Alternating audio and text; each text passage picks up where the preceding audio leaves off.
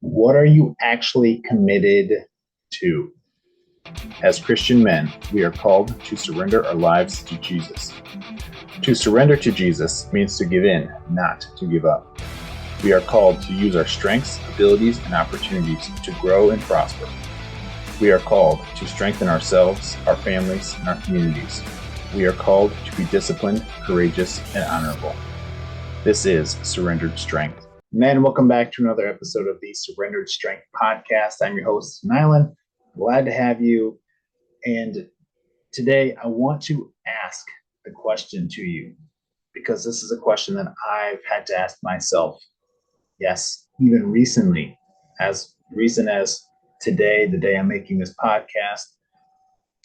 And it is, what are you actually committed to? So this comes from Psalms 37, and I'm going to read some verses. But before we dive into that, I want to ask for a favor. If you could just send this to a friend, a buddy that might be encouraged by this, share it, like, subscribe, do all the things to help get this message out. Not just this message, but the message of surrendered strength, where we draw from his strength and we live in a way that honors and glorifies God. I appreciate that. Thank you. Let's continue on with the question of what are you actually committed to? So, again, as I mentioned, this comes from Psalms 37. And again, I'm going to read some of these verses, but before we get into the verses, a little backstory to where this all came from. So, first, God has a way of using what he gives us to read, even if it's part of a planned Bible reading. I don't have a set planned Bible reading to read the Bible in a year or anything like that. But what I do is read one chapter, at least one chapter a day, and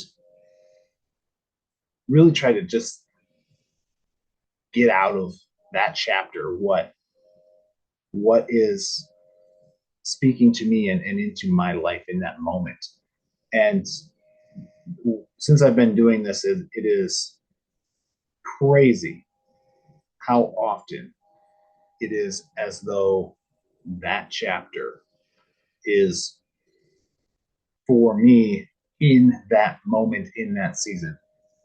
Whatever, I could read Psalms 37 last year, next year from now, and there's something in there.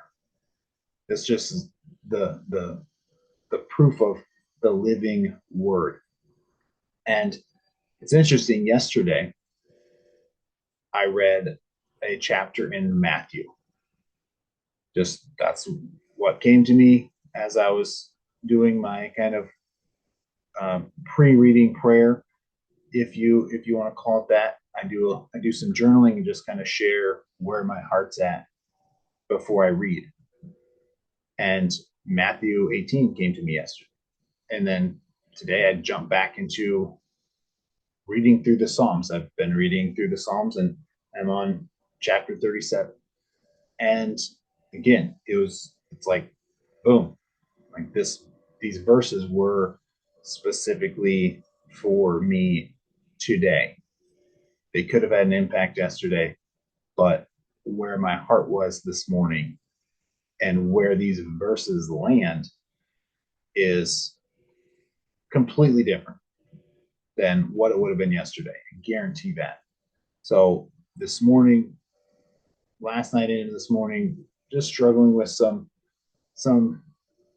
thoughts and mind games that the devil likes to play. He puts out these thoughts in our head that make us start questioning things and wondering and worrying and questioning God. What's the plan? What are we doing here? How long is this gonna last? And so there's these questions just going on in my mind, and so I did my journal entry, And then I started reading. And these questions weren't necessarily answered, but the answer is in these verses. So let me read these verses. It's going to be Psalms 37, 1 through 8. Fret not yourself because of evildoers. Be not envious of wrongdoers, for they will soon fade like the grass and wither like the green herb. And here's where it gets good. Trust in the Lord and do good. Dwell in the land and befriend faithfulness.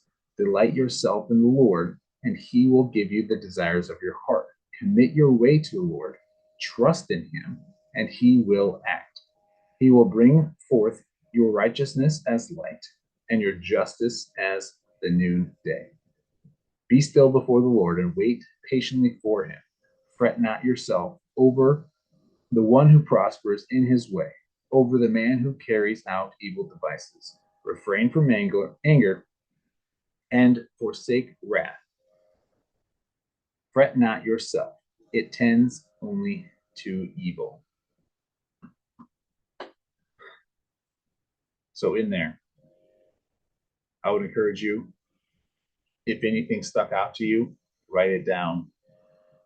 This is a little bit of how I do my Bible reading, studying is, sometimes I pull it out, whatever's sticking out to me, and write it down. But for me, what stuck out to me is, first, trust in the Lord. Second, commit. In verse 5, it says, commit your way to the Lord. Trust in him and he will act. And this is exactly some of the questions I was asking this morning before I read this was, what are you doing? What are you actually doing? What acts are you doing? It feels like my life's just been in this vicious cycle of the same thing over and over and over. So it's what are you doing? And so I'm asking these questions, and I had to go back to verse 5 and really think about that first part. Commit your way to the Lord. And so for me, it was like, okay, am I truly committed to the Lord? Am I truly trusting in his plan, purpose, and timing? Or am I getting distracted and seeking just the feel goods and the things that I want? Am I truly committed? And so for me, this was the question that I needed to ask, but I share this with you on this podcast because of this, and this goes along really well with faith and with fitness. The question is, what are you actually committed to? The verse says, commit your ways to the Lord. What are you actually committed to? A lot of us, and I've done this, not throwing stones, done this, again, still get distracted, which is why I was struggling this morning. What am I actually committed to? In my faith, am I truly committed to God? I've talked about it before, where I've been in a place where I'm talking the talk, but I'm not actually walking the walk. And if I get distracted long enough, this is exactly where I go. I'm living a version in my head, but not really living that out in my body. So what are you actually committed to? Are you committed to serving the Lord? Have you committed your life to the Lord? Have you committed to live in a way that honors and glorifies God? And you could take this into any area of your life. What are you actually committed to in your fitness, in your nutrition, in your marriage? What are you actually committed to?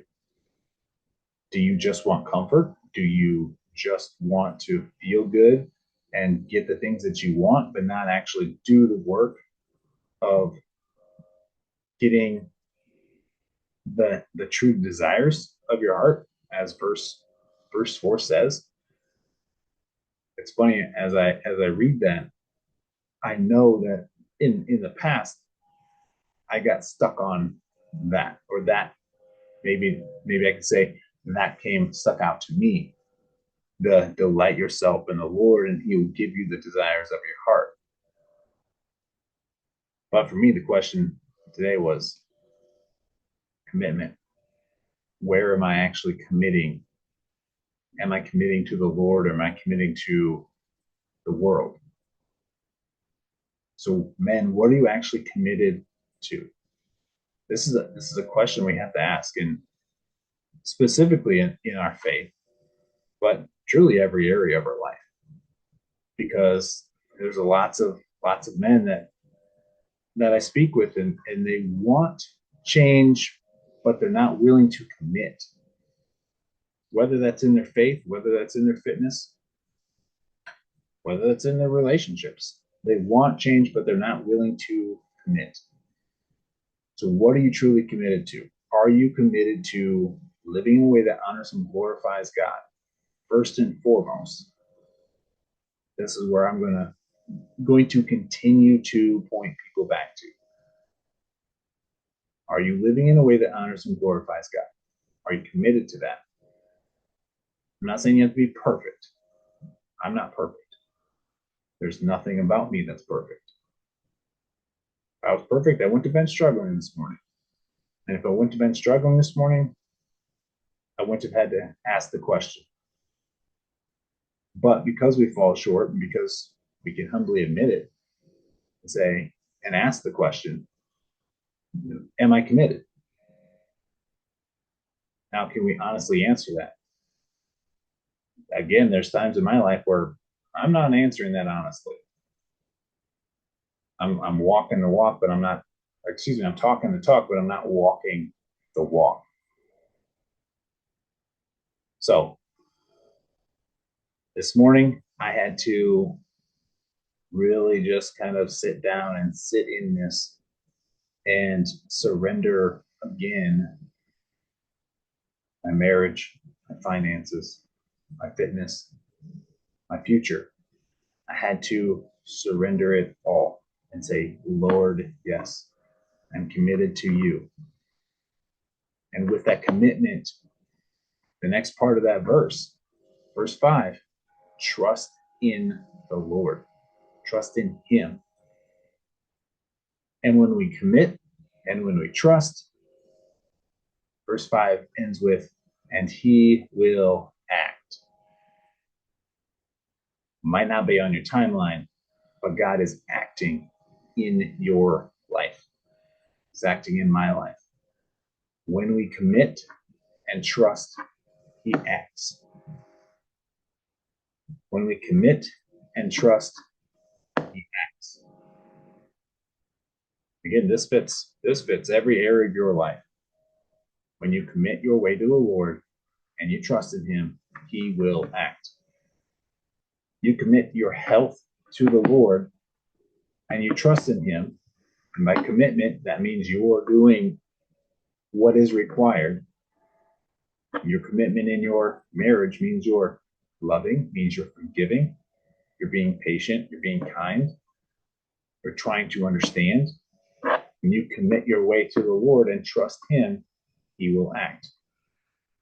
In your fitness, when you commit your way to the Lord and show up in the gym, start eating God created foods and not chemical man created foods, and trust in Him and keep showing up, He will act. He created our bodies to respond in such a way that when we are committed and trust Him, our bodies respond, our minds respond, our heart responds, because He is acting in our life when we trust in Him.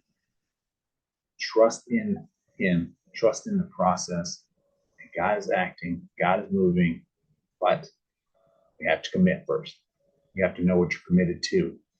If you don't know what you're committed to, you're not committed to anything other than comfort and whatever this world will tell you.